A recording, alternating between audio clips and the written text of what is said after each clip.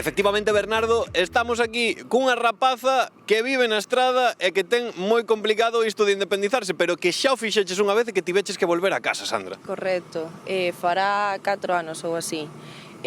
Nada, eu fome vivir cunha parella porque tuvo a suerte de que tiña un piso que lle deixaron seus pais, ao final era un piso comprado e puideme independizar con el.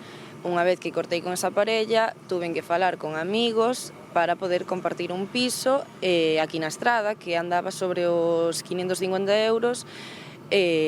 Claro, entre tres, aí vai o tema, que sempre temos que andar en pisos compartidos, non podemos independizarnos solos, porque eu creo que un gasto de 550 euros para un sueldo medio aquí en España, en Galicia, máis ben, está complicado. Está complicado porque agora mesmo, por exemplo, hai canto que foi isto? Hai canto que te fuches dese piso? Vai facer casi un ano, en febreiro tuvemos que marchar, porque, venderon o piso, entón priorizaron vender ese piso, que é totalmente lógico, a deixarnos ali a nos de alquiler.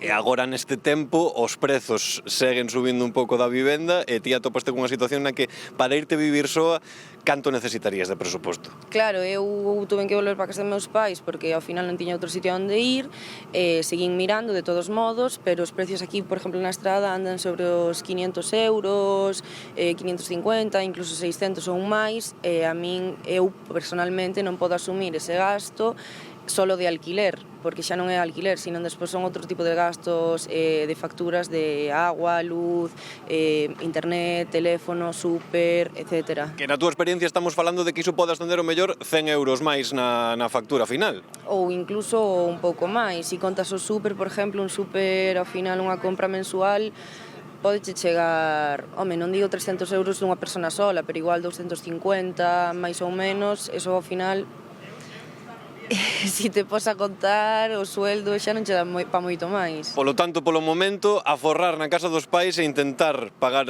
todos estes gastos que poden ser ata, 700 euros ao mes por vivir aquí na estrada. Sí, en principio eu sigo buscando, pero habrá que ir aforrando un pouco para despois ter un pouco de colchón, por así decirlo, ou para comprar un piso xa nada, en plan, eso xa é inviable. Eso xa parece un soño para nós, para a xente nova. Esta situación aquí desta veciña da estrada, pois así está a cousa. Esperamos que algún día poidas independizarte, Sandra. Eu tamén.